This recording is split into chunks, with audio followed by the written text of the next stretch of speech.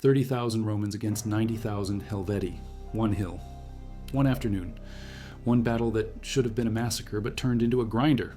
You stand on that slope in 58 BCE watching 368,000 people burn their homes and march west. They're not raiders. They're refugees with families, livestock, wagons piled with grain. But Julius Caesar sees opportunity. He needs glory. He needs gold. He needs a war to pay his debts and build his name. The Helvetii hand him that war on the 20th of June near a town called Bibracte. Caesar's got 6 legions, around 25 to 30,000 heavy infantry, maybe 4,000 cavalry from Gaul, some light troops. The Helvetii bring 92,000 warriors plus women, children, elders. The numbers don't add up in Rome's favor, but numbers lie when one side fights uphill with javelins and the other charges into iron. This is the story of how discipline ate courage, how terrain became a weapon, and how a single battle in Burgundy changed Gaul forever. No filler, just the hill, the men, and the blood.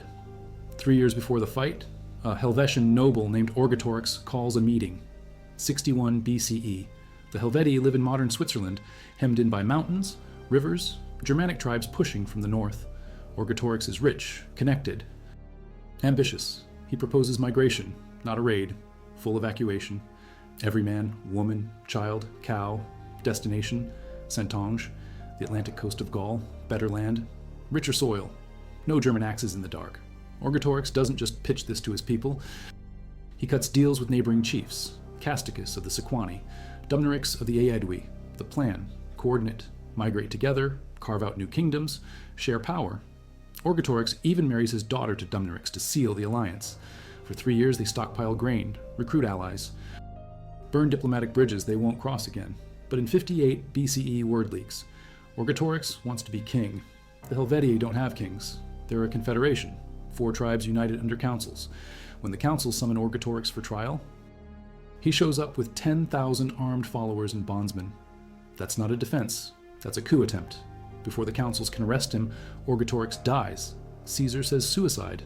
Others whisper murder. Either way, the migration doesn't stop. On the 28th of March, 58 BCE, the Helvetii torch their 12 fortified towns and 400 villages. They take only what wagons can carry. No retreat, no second thoughts. Rarici, Latabrigi, Tulingi, and a band of Boii join them. Total headcount according to a census, Caesar claims to find later. 263,000 Helvetii, 105,000 allies, 368,000 people, 92,000 fighting men. They start moving west, 2 routes out. One cuts through Rome's province of Transalpine Gaul along the Rhone. Fast but risky. Romans control it. The other swings north through Sequani territory, then west through Aedui lands. Longer, rougher, but no Roman border. The Helvetii ask permission to cross the province. Caesar is governor of Illyricum, Cisalpine Gaul, and crucially, Transalpine Gaul. He's in Cisalpine Gaul when the request arrives. He's got 1 legion, the 10th, stationed at Geneva. He rides hard, arrives in 8 days, tells the Helvetii to wait while he considers. Then he orders his men to tear down the bridge over the Rhone at Geneva and dig a 19-mile fortification along the river's north bank. Wall, ditch, watchtowers. When the Helvetii return for an answer in mid-April, Caesar says no. They try to force crossings anyway.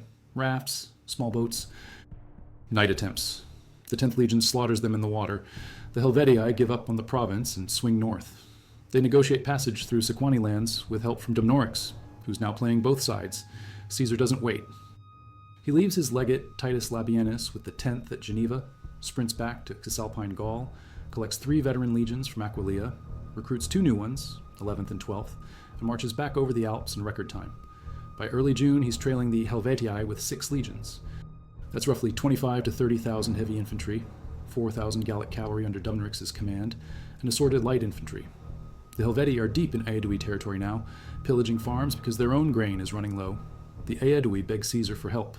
He agrees, officially to protect allies, unofficially because crushing the Helvetii will make him legendary. If you value documented military history and the cold mechanics of ancient battle like this, subscribe. It's the best way to support our work. Also comment from which city you're hearing this from. This script is researched and factual, using sources from Julius Caesar's Commentaries de Bello Gallico, Book 1, preserved in the Oxford Classical Texts edition by T. Rice Holmes, published 1914, cross-referenced with modern archaeological analysis from the Mont Beauvray excavations, conducted by Jacques-Gabriel Bouliot, from 1867 to 1895, and continued by Joseph Deschlet until 1907. Plus military scholarship from Adrian Goldsworthy's Caesar, Life of a Colossus, published by Yale University Press in 2007, and Emma Dorgency, Bishop's The Pilum, the Roman heavy javelin, published by Osprey in 2017. Now back to the information. Caesar catches the Helvetii crossing the Saone River in mid-June. 3/4 have crossed 1/4. The Tigurini canton is still on the east bank. Caesar attacks at dawn. His legions hit the Tigurini while they're split, half in boats, half forming up on shore. It's a massacre. Exact casualties unknown, but Caesar says most were killed. He builds a pontoon bridge, crosses the entire army in one day. The Helvetii took 20 days, and starts pursuit. For 15 days he shadows them, staying 5 or 6 miles back, waiting for the right moment. The Helvetii try negotiating. Their leader, Divico, who defeated a Roman army 50 years earlier, offers peace. Caesar demands hostages and reparations for Aedui damages. The Helvetii refuse. Divico says Rome doesn't dictate terms to free men. Talks collapse. Caesar follows. His cavalry skirmishes with the Helvetii rearguard. Dumnorix's horsemen lose. Some desert, join the Helvetii, tell them Caesar's supply situation. And it's bad. The Aedui promised grain. Dumnorix, who opposes Roman involvement, has been delaying deliveries. Around the 20th of June, Caesar's running on fumes. He's 18 miles from Bibracte, the Aedui capital on Montbavre, where supplies are stored. He turns the army toward Bibracte. That's when the Helvetii strike. Deserters from the Roman cavalry tell the Helvetii that Caesar's turning away. They interpret it as fear or weakness. They reverse course, start harassing Caesar's rearguard. This is exactly what Caesar wants. He can't force a battle while chasing. But if the Helvetii attack, he picks the ground. He finds a hill with good elevation, clear lines of sight, slopes steep enough to tire an uphill charge. He deploys fast. 4 veteran legions, 7th, 8th, 9th, 10th, form the main battle line in triplex aces, the classic 3-line formation. Each legion has 6 cohorts in the front 2 lines. Roughly 480 men per cohort, 80 men per century. That's about 12,000 heavy infantry in the striking force. The 2 newer legions, 11th and 12th, plus all auxiliaries and baggage, Caesar stations at the hilltop. They're the reserve and the baggage guard. The 4,000 Gallic cavalry he sends forward as a screen to buy time. The Helvetii come on hard, 92,000 warriors. They form phalanx, shield wall, tight ranks with spears forward. They've secured their own baggage train on a nearby hill, the Boii and Tulingi. 15,000 men are with the rear guard but not yet in position. It's roughly noon when the Helvetii engage. Caesar writes, in the 7th hour. That's early afternoon by Roman reckoning. The Roman cavalry can't hold. They're outnumbered. Poorly motivated, Dumnorix has sabotaged morale, and they break. The Helvetii push through, start climbing the hill where Caesar's legions wait. Here's where terrain and training collide. The Helvetii are charging uphill. They're tired before they reach javelin range. The Romans stand in perfect lines, watching them come. At 15 to 20 meters, Caesar gives the order. 2,000 pila, heavy javelins, arc into the Helvetii formation. Each pilum is 2 meters long, iron shank, pyramidal tip, wooden shaft, designed to punch through shields. Bend on impact, make the shield useless. When it hits flesh, it goes deep. The volley slams into the Helvetii front ranks. Shields shatter, men drop. The advance staggers. Some pila stick through shields, dragging them down, forcing warriors to throw them away. Others penetrate armor. Punch through ribs, drop men in mid-stride. The Helvetii don't break. They regroup. Come on again. But now they're disorganized and half are fighting without shields. The Roman front line draws gladi, swords, and charges downhill. Momentum, training, armor. The Helvetii try to hold, but they're fighting uphill against men who drill this exact scenario daily. The Roman line hits like a battering ram. Swords find gaps. The Helvetii start falling back, not fleeing, falling back, fighting as they go. Caesar says hardly any Helvetii dead have wounds in the back. They died facing forward. The Romans drive them across the plain, across the valley floor, toward the hill where the Helvetii baggage train sits. Now the Boii and Tulingi arrive. 15,000 fresh warriors. They hit the Roman right flank while the Romans are chasing the Helvetii. Suddenly, the battle flips. The Helvetii see reinforcements, stop retreating, turn around. The Romans are caught in 2 directions, front line chasing Helvetii, right flank fighting Boii and Tulingi. Caesar reacts fast. He orders his 3rd line, the reserve cohorts, to wheel right and form a new front facing the Boii and Tulingi. The first and second lines keep pushing the Helvetii. Now the Romans are fighting on two fronts. It's not a pretty L shape. It's a brutal right angle where exhausted men rotate positions to stay fresh. The Helvetii fight hard. The Boii and Tulingi fight harder. They build makeshift barricades from their wagons, fight from cover, use every wagon wheel and leather panel to blunt the Roman advance. Hours pass. The sun drops. Men on both sides are rotating out, grabbing water, diving back in. Caesar notes the contest was long and vigorously carried on with doubtful success. No side dominates. The Roman lines hold but don't advance. The Helvetii and their allies hold but can't break through. Finally, as night falls, the Roman second line on the left breaks the Helvetii resistance and pushes up the hill where the baggage is. Once the Romans take the baggage train, the fight collapses. Families, elders, children flee into the dark. Warriors try to cover them, but the Roman third line has crushed the Boii and Tulingi barricade. The Helvetii formation dissolves. Caesar claims his men captured Orgetorix's daughter and one of his sons at the baggage. Casualties. Caesar says 130,000 Helvetii and allies escape into the night. Of those, only 110,000 eventually return home. That's roughly 20,000 killed or missing. Modern historians doubt Caesar's numbers. Hadrian Goldsworthy estimates the Helvetii force at 20 to 50,000 total, not 92,000 warriors. Hans Delbrück puts the migrating population at 20,000 with 12,000 warriors. Regardless, the Helvetii are broken. Caesar doesn't pursue immediately. He rests his army 3 days, buries his dead, tends the wounded. Then he sends messages to nearby tribes.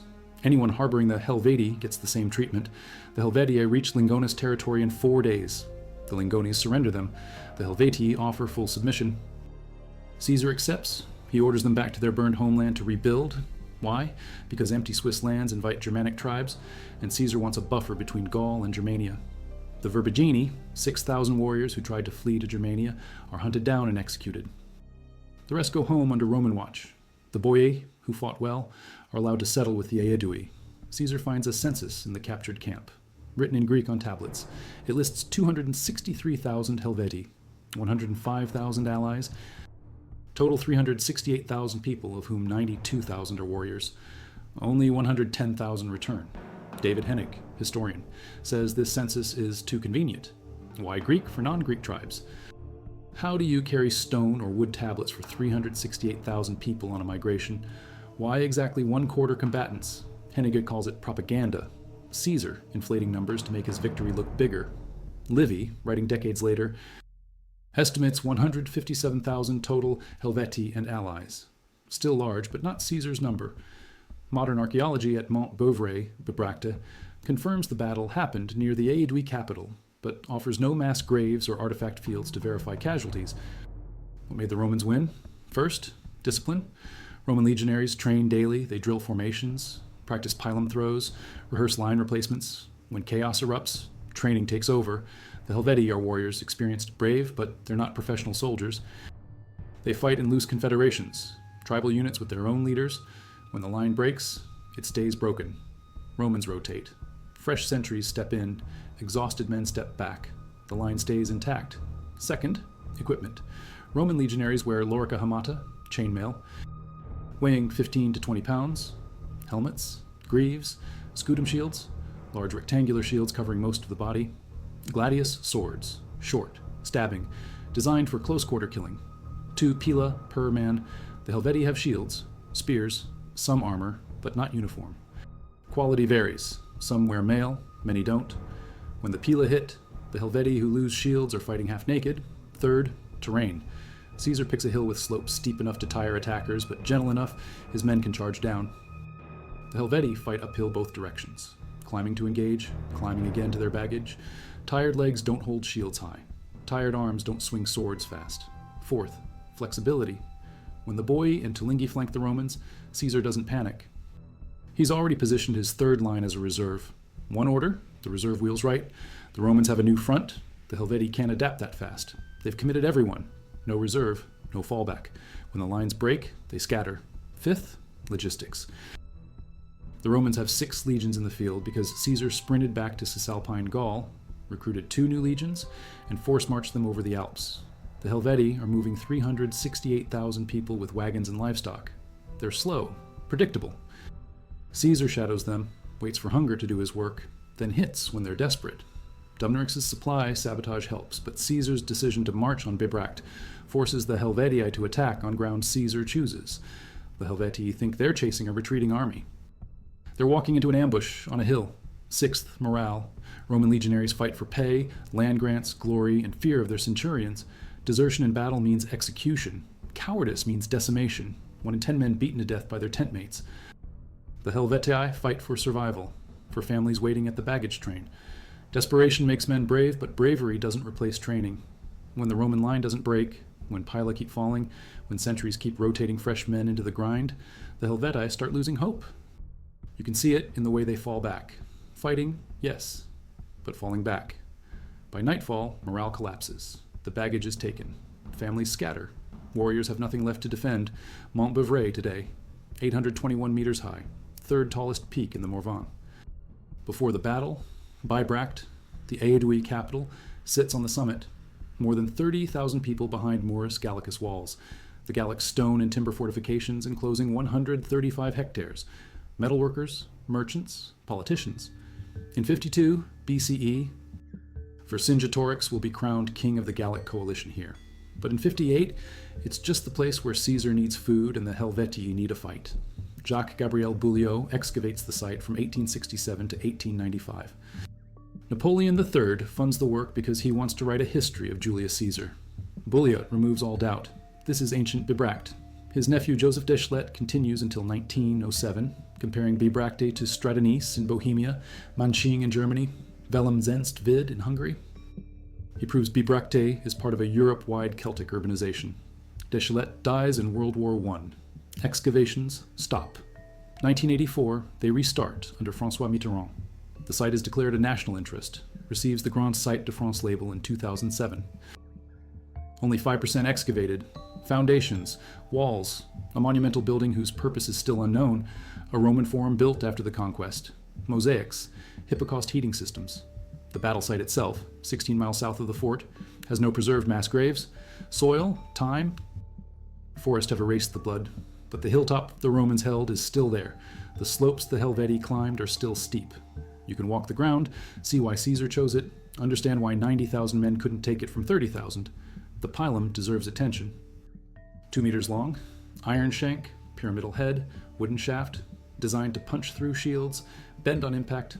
Modern tests show 30-meter range, but Romans threw at 15 as enemies closed. 2 pila per man, 2 volleys. First disrupts the charge. Second finishes it. Vegetius says pila penetrated the cuirass without difficulty. After volleys, legionaries draw gladi and charge.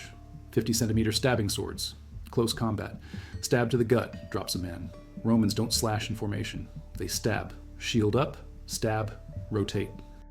The Helvetii with spears can't compete once Romans close distance. Roman formations. Triplex aces, 3 lines. Front engages, 2nd line backs it, 3rd line is reserve. At Bibracte, 4 veteran legions forward, 2 new legions guard baggage. When Boii and Tulingi flank the Romans, 3rd line wheels right, forms new front. That's flexibility. The Helvetii commit everyone. No reserves can adapt. When flanked, they die. The Helvetii go home and rebuild. They settle back into their burned lands, replant fields, raise new towns. They stay quiet for 4 years. In 52 BCE, during Vercingetorix's revolt, some Helvetii send warriors to join the Gallic coalition. Not many, a few thousand. Vercingetorix loses at Alesia. The revolt collapses. Gaul becomes Roman. The Helvetii are Romanized over the next century. Their oppida become Roman garrisons. Aventicum, modern Avenches, becomes a Roman colony. Aquae Helveticae, modern Baden, attracts visitors to its baths. Under Augustus, Helvetii territory is part of Gallia Belgica. By the 2nd century, they speak Latin, worship Roman gods, build Roman-style buildings. In 68 CE, a Helvetian uprising is crushed by Aulus Caecina Alinus. No second chance. By the 3rd century, the name Helvetii barely exists. The region is just part of the empire, but the name survives. Modern Switzerland's Latin name is Confederatio Helvetica. The abbreviation CH on Swiss license plates, websites, international codes. Helvetia, the female personification of Switzerland from the 17th century, wears a Roman gown and holds a shield. The Helvetii lost it by Bibracte, but they're stamped into the identity of the land they tried to leave. Rome crushed their migration but couldn't erase their memory. Caesar uses Bibracte to launch his Gallic wars. After the Helvetii, he claims the Gauls ask him to deal with Ariovistus, a Germanic king who crossed the Rhine, settled Gaul, demands tribute. Caesar marches, defeats Ariovistus later in 58 near Vesontio. That's 2 victories in 1 year. His reputation explodes. In 57, he turns on the Belgae in the north. By 55, he's raiding Britain. 52, he crushes Vercingetorix at Alesia. By 50 BCE, all of Gaul is Roman. Caesar's legions, battle-hardened, loyal, wealthy from plunder, become his power base. When the Senate orders him to disband and return to Rome in 49 BCE, Caesar crosses the Rubicon with 1 legion and starts the civil war. He wins, becomes dictator, dies in 44 BCE, stabbed in the Senate. But Gaul stays Roman for 4 centuries. Latin becomes the root of French, Spanish, Italian, Romanian. Roman law, roads, cities spread. Bibracte is the first step. 30,000 Romans defeating 90,000 Helvetii proves Rome can conquer Gaul. The rest is just time and bloodshed. If you value documented military campaigns and the hard details of how empires expand like this, subscribe. It's the best way to support our work. Also comment from which city you're hearing this from. The research here pulls from a Caesar's own account, cross-checked with modern military analysis, archaeological findings from Montpellier, and detailed studies of Roman arms and tactics. Now back to the information. The baggage train at Bibracte, the Helvetii bring everything: wagons, livestock, grain stores, tents, tools. Families travel with the warriors. When the Romans take the baggage hill, they capture Orgetorix's children, his daughter, his son. That's not just loot, it's humiliation. The Helvetii fought to protect their families. They lost their families. No ransom mentioned in the sources. Presumably they're enslaved or held hostage to ensure Helvetii compliance. Roman slavery in 58 BCE is vast, profitable. Gaul is a rich source. Caesar sells tens of thousands of Gauls into slavery during the wars. At Bibracte, the captured non-combatants, women, children, elders, are likely sold or distributed among the legions. No records, just implications. Roman soldiers are paid in coin and plunder. Slaves are plunder. The Helvetii, who return home, 110,000 out of 368,000, leave behind 258,000 people. 20,000 dead in battle, according to Caesar. Where are the rest? Missing. Enslaved. Scattered. Died on the march from wounds, disease, starvation. The migration was supposed to end in Saintonge with new land. It ends in the burned ruins of home with half the population gone. The weapons at Bibracte, Romans use pila and gladi. Helvetii use spears, swords, shields. Archaeological finds at Latin sites, Helvetii culture, show long iron spears, shorter swords, oval or rectangular shields with iron bosses. Some warriors wear chainmail, most don't. Armor is expensive. A Roman legionary's equipment costs roughly a year's pay. The legion provides it. Deducts the cost from wages over time. Gallic warriors buy their own gear. Only nobles and veterans afford full kit. At Bibracte, the Helvetii front ranks probably have armor. The masses behind don't. When the pila strike, the unarmored die fast. The armored hold longer, but chainmail doesn't stop a pilum at close range. The pyramidal tip punches through links. If the strike is solid, the shank drives into flesh. Vegetius says pila penetrated the cuirass without difficulty. Modern tests confirm this. A pilum thrown by a trained man at 15 meters hits with enough force to penetrate layered linen, leather, chainmail. Not every throw kills, but enough do. When 2,000 pila hit a packed formation, hundreds fall. The psychological impact is massive. Men see comrades drop, hear the iron clang of pila hitting shields, feel the impacts around them. Training holds disciplined troops together. The Helvetii have courage, but not uniform training. When the front ranks collapse, the lines waver. When the Romans charge downhill with gladi drawn, the Helvetii hold, but they're already shaken. The triplex aces formation, 3 lines, each progressively deeper. The first line engages. If it falters, it withdraws through gaps in the second line. The second line engages. If it falters, the third line, the triarii, steps up. At Bibracte, Caesar's third line isn't a last resort. It's a flexible reserve. When the Boii and Tulingi hit the flank, Caesar redeploys the third line to face them. That's the advantage of depth. You have options. A single line formation commits everyone. If flanked, you're done. A 3-line formation absorbs flanking by reorienting the reserve. The Romans at Bibracte form a right angle, first and second lines pushing the Helvetii, third line holding the Boii and Tulingi. The Helvetii can't do this. They don't have a reserve. Everyone's committed to the front. When flanked by the Romans, they can't pull back, reform, redeploy. They just die. The Boii and Tulingi fight from behind wagon barricades. That's smart. Wagons provide cover, slow the Roman advance, channel attackers into narrow lanes where the Gauls can focus spears. But wagons don't move. The Romans eventually surround them, climb over, break through. The Gauls fight hard. Caesar says the battle lasts into the night. That's hours. From noon to dusk in June, maybe 8 hours. For comparison, the Battle of Cannae, 216 BCE, where Hannibal crushes Rome, lasts roughly 8 hours. Marathon, 490 BCE, Greeks versus Persians, finishes in a few hours. Bibracte is a grind, not a rout, not a quick victory. A brutal, exhausting, close quarter meat grinder where both sides pour men into the gap until one side breaks.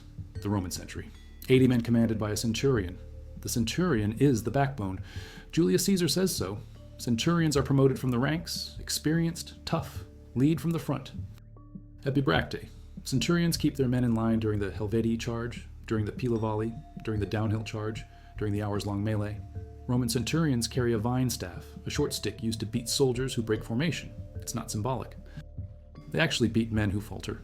In combat, centurions fight in the front rank, call orders, coordinate with adjacent sentries. If a centurion falls, the optio, his second in command, takes over. If the optio falls, the next senior man steps up. Roman command structure is redundant. Loss of officers doesn't collapse the unit. At Bibracte, some centurions die. Caesar doesn't name them, but he mentions Roman casualties required 3 days to bury. That's hundreds, possibly thousands, not precise. Caesar never admits heavy losses. His commentary are propaganda. He inflates enemy numbers, minimizes Roman casualties, takes credit for victories, blames subordinates for failures. But the Commentarii are also firsthand. Caesar was there. He commanded the battle. The details, legion numbers, deployment, tactics, are reliable even if the spin is self-serving. Modern historians accept Caesar's tactical descriptions while questioning his casualty figures and motives. The aftermath. The Helvetii surrender. Caesar accepts. He orders them home. Why not annihilate them? Because dead Helvetii don't grow grain or guard borders. Living Helvetii, cowed, compliant, afraid, are useful. They settle back into Switzerland, block Germanic tribes from moving south, provide recruits for Roman auxiliary forces, pay taxes, trade with Rome. Caesar turns the Helvetii into a buffer state without calling it that. 6,000 Verberini try to flee. They reach the Rhine. The Germanic tribes on the far side capture them, hand them back to Caesar. He executes all 6,000. Pour encourager les autres. The message is clear. You don't run from Rome. You submit or you die. The Boii, who fought well, get a reward. The Aedui ask if the Boii can settle in their territory. Caesar agrees. The Boii integrate, eventually receive equal status with the Aedui. It's shrewd. Caesar splits the defeated coalition, rewards loyalty, punishes defiance. The Gallic tribes notice. Some join Rome, others resist. But after Bibracte, everyone knows Rome can win. The legend of Gaulish invincibility, built on sacking Rome in 390 BCE, crumbles. The future belongs to legions. Roman legionaries sign up for 16 to 20 years. At Bibracte, they fight for hours in armor, take the hill, bury dead for 3 days, march on. Some serve 8 years in Gaul, retire with land. Others die at Bibracte or later battles. Rome replaces losses. The Helvetii can't. That's empire. The hill itself, Bibracte region, Montbeuvray rises 821 meters, slopes covered in beech and fir forest now. In 58 BCE, probably less forested. The Aedui would clear land for farms, pasture, timber. The battlefield, 16 miles south of Bibracte, is described as 2 hills separated by a plain. One hill for the Romans, one for the Helvetii baggage. The plain between is where the main fighting happens after the Romans drive the Helvetii down from their charge. Peter Connolly, historian Eade, visited a potential site at Ilerda where Caesar mentions another battle. He measured a ridge, found it 150 to 170 meters wide, enough for 3 cohorts at 3-foot spacing. That's 58 files per cohort, or around 174 men across. If the Bibracte ridge is similar, Caesar's 4 veteran legions would stretch 600 meters across, assuming gaps between cohorts. The Helvetii, 92,000 warriors in Caesar's telling, would overlap the Roman line massively. But numbers don't fight. Formations fight. The Helvetii press the center, trying to break through. The Romans hold, rotate fresh cohorts, maintain density. The Helvetii can't coordinate flanking maneuvers because they're climbing, exhausted under pila volleys. By the time they close, They're disorganized. The Roman line stays intact. That's the lesson. Terrain, training, equipment, formation. Mass without discipline loses. Discipline without mass holds. Discipline with enough mass wins. The baggage matters. Roman legions carry everything. Tents, tools, grain mills, stakes. Each contubernium, 8 men, shares a mule. At Bibracte, the 11th and 12th Guard Roman baggage at the hilltop. The Helvetii put theirs on a separate hill. When Romans take it, the Helvetii have nothing. They scatter. Logistics wins wars. The Gallic coalition after Bibracte. In 58 Tar, the Gauls are divided. Aedui support Rome. Sequani ally with Ariovistus. Helvetii try to migrate. Everyone else watches. After Bibracte and the defeat of Ariovistus, the Gauls realize Rome isn't leaving. Some tribes join Rome. Become clients, supply troops and grain. Others resist, form coalitions, fight. By 52, Vercingetorix unites most of Gaul against Caesar. They nearly win. At Gergovia, they repel Caesar. But at Alesia, Caesar starves them out, captures Vercingetorix, ends the revolt. Vercingetorix is paraded in Caesar's triumph in Rome, then strangled in prison. Gaul is pacified, except it's not pacification. It's conquest, occupation, extraction. The Gauls lose their independence, their armies, their kings. They become Roman provinces, taxed, garrisoned, governed by Roman procurators. Latin replaces Gaulish, Roman law replaces tribal councils. Over centuries, Gaul becomes France, but in 58, at Bibracte, none of this is certain. The Helvetii think they can fight Rome and survive. They learn otherwise. The lesson spreads. The numbers game. Caesar says 368,000 Helvetii and allies start the migration. 110,000 return. Historian David Henniger calls this impossible. He points out the logistics. To feed 368,000 people requires roughly 600 tons of grain per day. That's 92 wagon loads daily, assuming each wagon carries 6 to 7 tons. The Helvetii march for 3 months. That's over 8,000 wagon loads of grain alone. Not counting water, tools, weapons, tents, personal belongings. Henniger estimates the Helvetii needed at least 10,000 wagons, 40,000 oxen, drivers, guards, scouts. The column would stretch miles. Movement would be agonizingly slow, maybe 10 kilometers a day on good roads. Gaul in 58 doesn't have good roads. The Helvetii burn their towns and march west. How do they coordinate 368,000 people across mountains and rivers? Henniger says they don't, and he suggests 20 to 50,000 total migrants, maybe 12,000 warriors. That's still huge for the time, but manageable. Caesar inflates the numbers because a victory over 20,000 sounds less impressive than a victory over 92,000. It's propaganda. But even at 20,000, the Helvetii are formidable. They defeat a Roman consul's army in 107 BCE. They're experienced, organized, and desperate. At Bibracte, they fight hard. They just lose. The Boii and Tulingi, at the flanking moment, 15,000 men appear just as the Helvetii are falling back. Where were they? Caesar says they're with the Helvetii rearguard. Rearguards protect the baggage, guard against pursuit, move slower than the main body. When the Helvetii engage Caesar's legions, the Boii and Tulingi are miles behind, still marching. By the time they arrive, the Helvetii front line is breaking. The Boii and Tulingi don't know this. They see Romans in the open, attack the flank. It's good timing, bad coordination. If the Boii and Tulingi had attacked an hour earlier, with the Helvetii still fresh, they might have overwhelmed the Roman right. If they'd attacked simultaneously from 2 directions, the Romans would have been surrounded before deploying. But they attack late, isolated, after the Romans have established positions. Caesar redeploys his third line, forms the right angle, and grinds them down. The Boii and Tulingi make the fight last longer, but they don't change the outcome. By nightfall, they're either dead or running. The fight lasts until night. That's unusual for ancient battles. Most end in a few hours. One side breaks, routs, get slaughtered in pursuit. At Bibracte, neither side routs until the end. The Helvetii fall back slowly, fighting, regrouping. The Boii and Tulingi hold their wagon fort. The Romans push steadily but don't break through fast. Why? Fatigue, terrain, coordination. The Romans are fighting uphill, downhill, across a plain. Uphill again. They're rotating cohorts, but even reserves get tired. The Helvetii and their allies are defending families, baggage, everything they own. Desperation keeps them fighting. When the Romans finally take the baggage hill, the collapse is sudden. Families scatter. Warriors realize there's nothing left to defend. The formation dissolves. The Romans pursue into the darkness, but they're exhausted. They stop, secure the camp, sleep, The next day, Caesar rests his army, buries the dead, interrogates prisoners, 3 days, then he marches on. The Commentarii as a source. Caesar writes the Commentarii de Bello Gallico during and after the Gallic Wars. Book 1 covers 58 BCE, including the Helvetii campaign. It's written in third person, Caesar referring to himself as Caesar, creating a sense of objectivity. But it's not objective. It's propaganda. Caesar is writing to justify his actions to the Roman Senate and people, to glorify his victories, to secure political support. He exaggerates enemy numbers, minimizes Roman failures, omits inconvenient details. But he's also there. He commands the legions. He sees the battles, the tactical details, how he deploys legions, where he places reserves, what the enemy does, are reliable. Later, historians like Livy and Plutarch use Caesar's account as their primary source. Modern historians cross-check it with archaeology, geography, other sources. The Battle of Bibracte, as described, matches the terrain, matches Roman tactics, matches what we know about Gallic warfare. The numbers are suspect. The outcome is real.